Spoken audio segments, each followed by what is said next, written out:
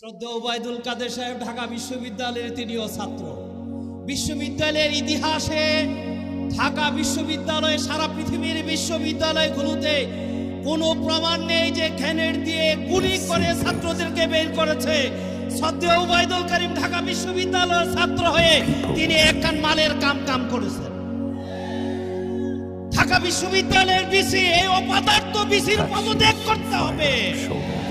BC থাকা অবস্থায় ছাত্রদের হলগুলোকে কারেন্ট কেটে দিয়েছে, পানির লাইন কেটে দিয়েছে, তাদেরকে মারধর করে বের করেছে।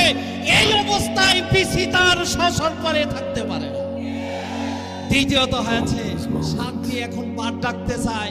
মাননীয় প্রধানমন্ত্রী তার অফিসের পিয়ন জাহাঙ্গীরকে নিয়ে কত সুন্দর বলেছে, আমার অফিসের পিয়ন 400 কোটি টাকা কামিয়েছে। জনগণের প্রশ্ন, পিয়নের পড়তে পড়তে সচিব মন্ত্রীর পরে আপনি মাননীয় প্রধানমন্ত্রী, এখন আপনার ভাগে কত? আজকে যারা আছেন আবেদ আলীরা প্রশ্ন করেছে, পিএসসির প্রশ্ন তারা নুয়ে করেছে।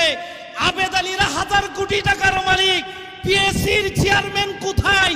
পিএসসির ডাইরেক্টররা কোথায়? আবেদ আলীরা তো প্রশ্ন রাখে না।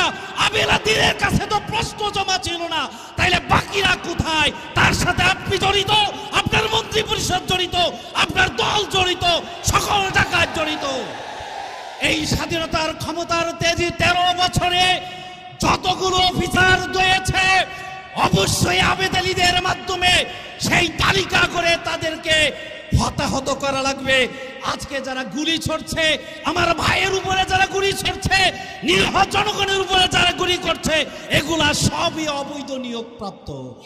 এক কাননা টাকা দিয়ে বিসিএস হয়েছে, বাজা দিয়ে তারা ডিসি হয়েছে, টাকা দিয়ে তারা এসপি হয়েছে, তারাই এখন এই কাজগুলো করছে। আমি বিনয়ের সাথে বলবো, শাক দিয়ে ভাত ডেকেন না, সরকারের হুকুম করে না আমাদেরকে সেদিকে নেবেন না। জনগণ আপনাদেরকে একদিন বিচার করে জনগণের কাঠগড় আপনাদেরকে দাঁড়াতে হবে। আওয়ামী লীগ চিরদিনের জন্য ক্ষমতায় নেই। শেষ কথা বলতে চাই, মাননীয় প্রধানমন্ত্রী আর কত লাশ চান? আমরা কি লাশ হতে রাজি আছি? মোহতারাম আমির ঘোষণা দিলে রক্ত দিতে রাজি আছি। আন্দোলন শেখ হাসিনার পদত্যাগ না হওয়া পর্যন্ত ভারতের পদলোভী সরকারকে, ভারতের অবৈধ নির্বাচিত সরকারকে উৎখাত না করে ঘরে যাব না, যাব না, যাব না।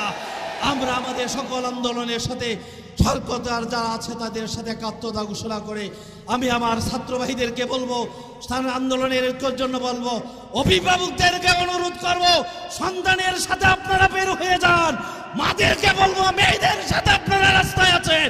পীর সাহেব চরমনায় আপনাদের সাথে আছে, আমরা আপনাদের সাথে আছি, জনগণ আপনাদের সাথে আছে।